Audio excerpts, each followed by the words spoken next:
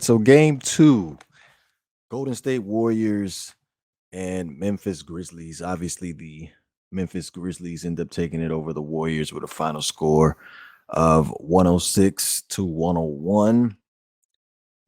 I want to start off with the intensity and the physicality of this game. And some of y'all may know where I'm going with this. With the flagrant foul, which ended up getting Dylan Brooks kicked out of, excuse me, ejected from the game within like the first 3 minutes of the game, where he ended up fouling Gary Payton Jr. on a fast break. Uh, and I felt like this needed to happen, considering the fact when you analyze the Draymond Green foul in game one, where obviously it was ill intentional, the way that the way that Draymond fouled him, it was a little bit of excessive. I will say the foul was excessive. And okay, we can go ahead and call it a flagrant one, but it didn't need to be a flagrant two because Draymond actually made the attempt to prevent him from actually getting hurt. Now, in this game, game two, with Dylan Brooks, with that foul, just I'm not saying that it was intentional, but at the same time, from the ref standpoint, you got to make up for it. You got to make up for it because it was like I'm thinking like it looks a whole lot worse than the one with Draymond in game one. So you definitely had to make up for it. Now that's out the way. It was just a physical game throughout the whole game. It was physical. Like Draymond ended up getting hit in the first quarter too as well.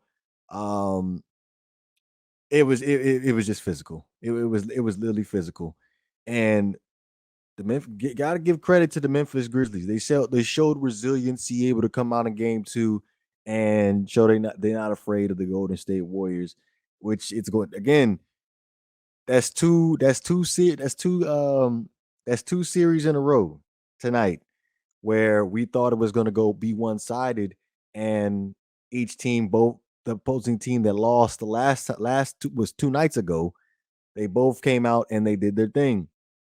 But Ja man is freaking amazing, freaking amazing. We going into the fourth quarter, and the Memphis Grizzlies literally needed a bucket, and I believe it was like 4 or 5 possessions straight. Ja just went down there, attacked the rim, and there was nothing that the Golden State Warriors could do. He was just literally just killing them, attacking the basket.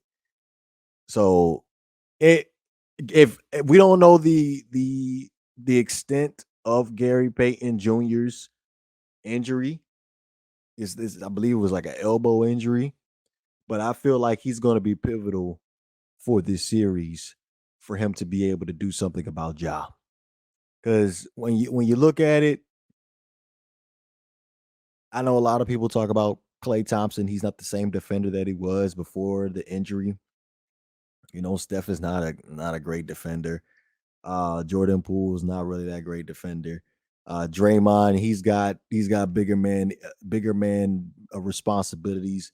Iguodala, he's out right now. So they gotta be able to put a body on Ja. I like the way what they did last in the first game. They wanted to make Ja work. They literally was picking on him, trying to get him to exert all that energy on defense to guard his matchup. But they're going to have to put somebody on Ja on the defensive end on the floor for them to be able at least slow him down. But I also got to give credit to the Golden State Warriors too, because like their ability to stay in games and them shooting that poorly from the 3-point line is wild. Like they was literally shot 7 for 38 from the 3-point line, and they were still able to hang in this game. And that's just one game.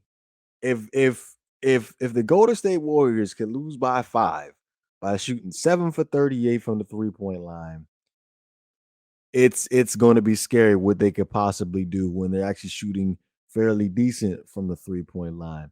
But again, like this game was probably the best game of the evening. Best game of the evening. Like obviously the Milwaukee Bucks came out and disappointed me because I thought that was going to be a clear walk away. But this game was extremely exciting. Now, I don't want to say this might be a little bit premature, but looking at Klay Thompson tonight, 5 for 19, 2 for 12 from the 3-point line.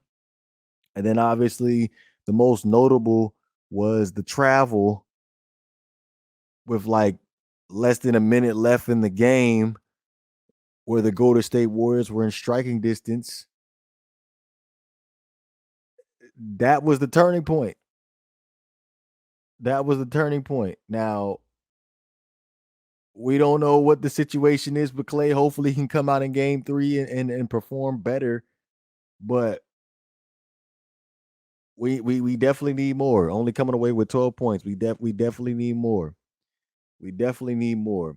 But yeah, man, this game was freaking amazing. Like this game was freaking amazing, man. Ja literally almost put up 50 points tonight. Literally almost put up 50 points.